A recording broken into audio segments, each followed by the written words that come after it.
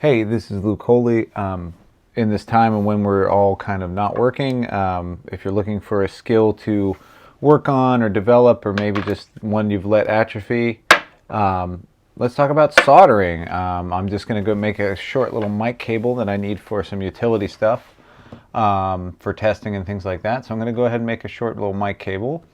Yeah, so here we go. I'm going to use some cannibalized connectors. Pull this stuff out and see what we have here. This is all stuff I pulled out of my junk drawer that I'm going to turn into something else. And it looks like one side of this cable is already stripped for me. And that seems fine. Yep, just has some junk on it we need to remove. No problem. That's a little gross too. Probably just trim that whole thing and cut it back.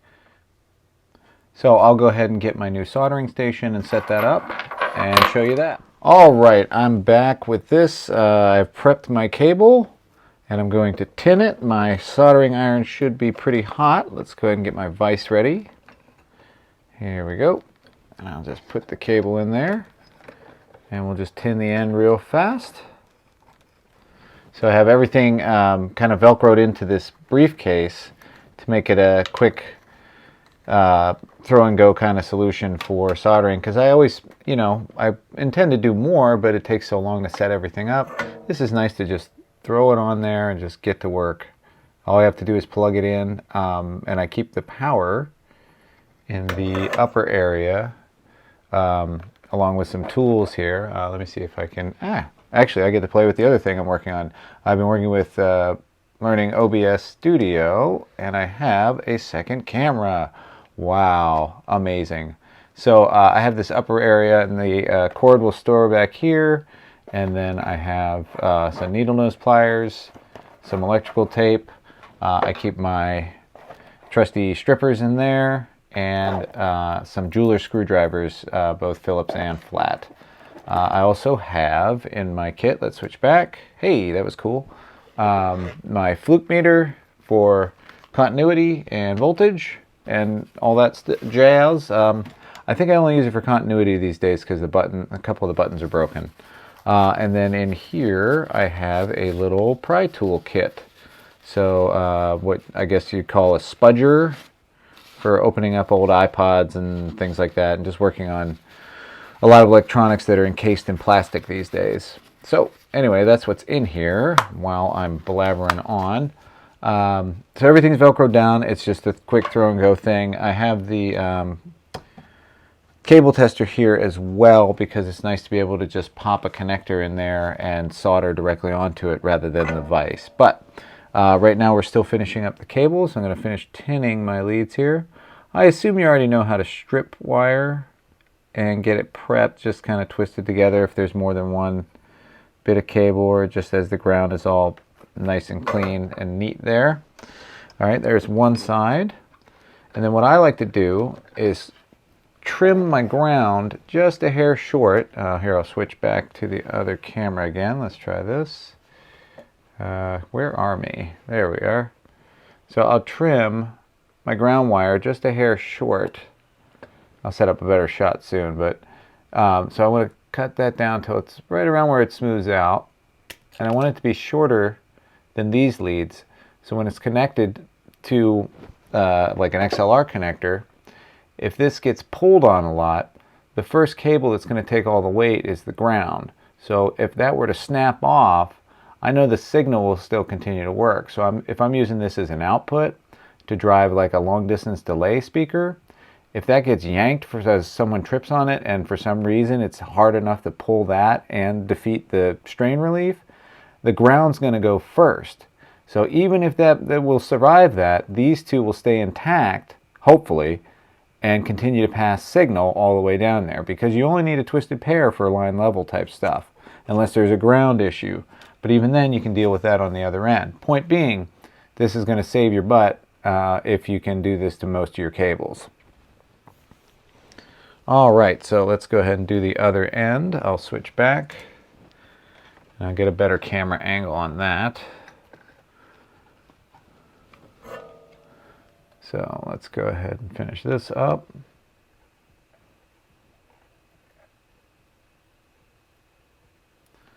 And all I'm doing is applying enough solder to fill the wire. And you can kind of see it flow in there. There we go. All right. You'll see it kind of smooth out and just take the shape of the wire. And that's about where you want it. So that one's ready as well.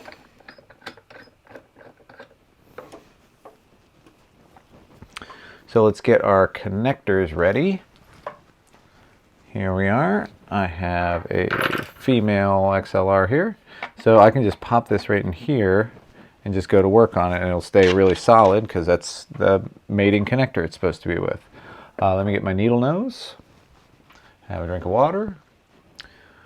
Okay, so now I've set up this shot. That looks pretty darn good. Let's go ahead and start to take the junk that's on here. I'm just kind of ducking.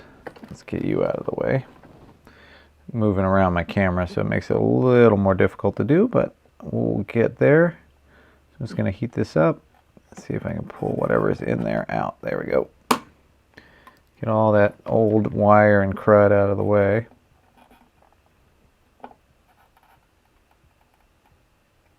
What I'm doing is pushing the tip in and just kind of sliding everything out. Hopefully anything that's in there will come with the tip when I pull it. Ooh, that's dirty. Gross. Get some more solder in there. One more to go. We'll heat this up.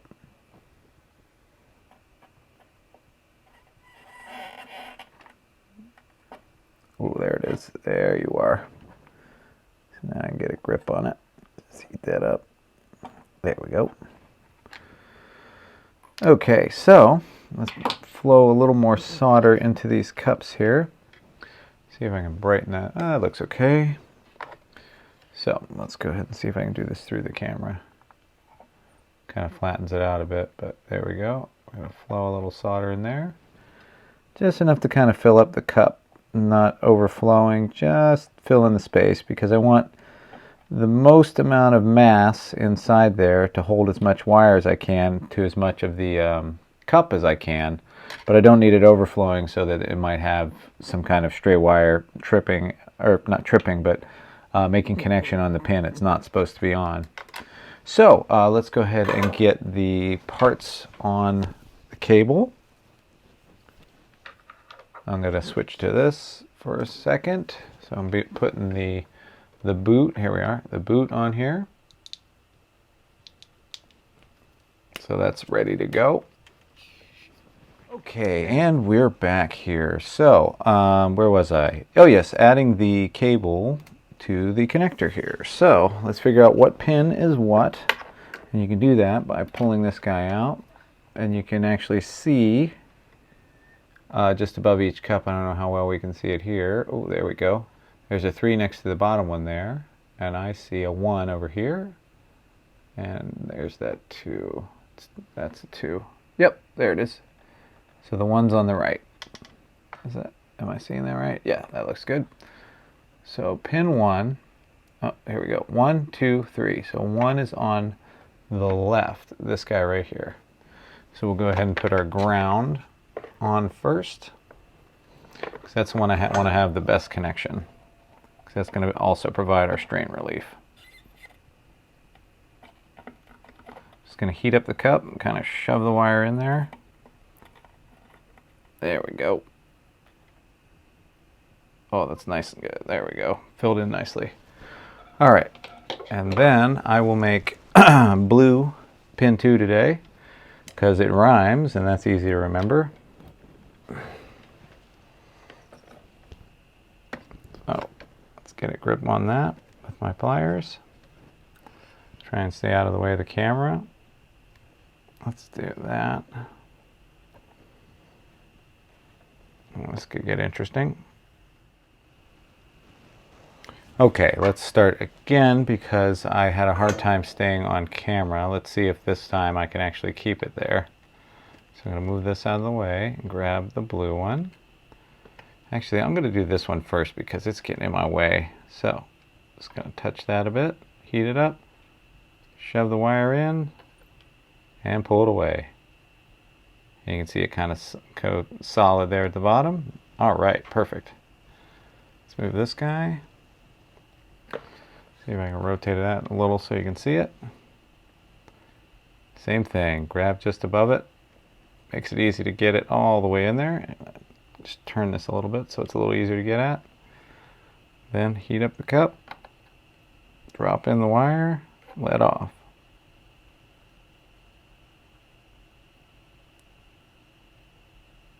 Okay, that looks pretty good. Let's get my pliers out of there. Perfect. And then we'll just kind of straighten this out. It's okay that these are a little bunched up as long as you don't have any wire sticking out. That'll just fill in the chuck part of it. So grab that piece and wrap that around here.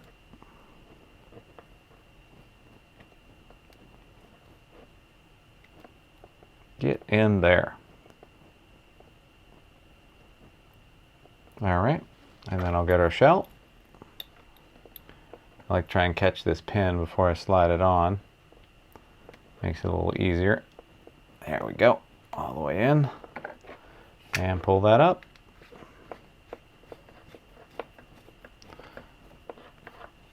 All right, the female side is done. Let's do the other end. So I have to take the wire that was on there. Fortunately, this toa has a bit of a lead on it, so that'll make it easier to pull off. Switch that camera. There we go. Come on. All right, so I can see the way I used this previously. This one on the left is going to be pin 2. That's my guess. And let's go ahead and take these wires off. Oh, I did have the ground lifted. I wonder what I used this for previously. All right, there we go. And we'll get our wire. Here you are. And let's see, ground was on the right. Let me put a little more solder in there. Those cups are looking a little empty. I'm going to move some light over here so we can see it a little better. Yeah. That looks better. All right, fill in that.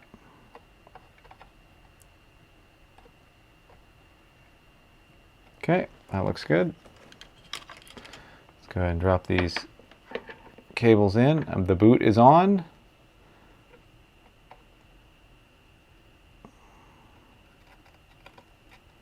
There you go.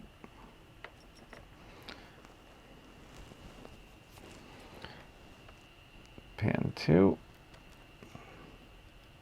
Let's do pin 3 again first. That'll make it a little easier.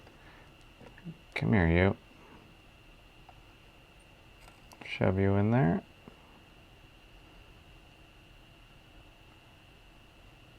Looks good. And we'll do another turn, if and I can. There we go. Maybe about there.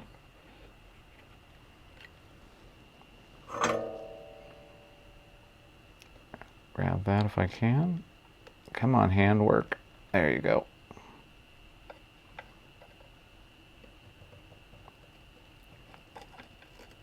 There we are.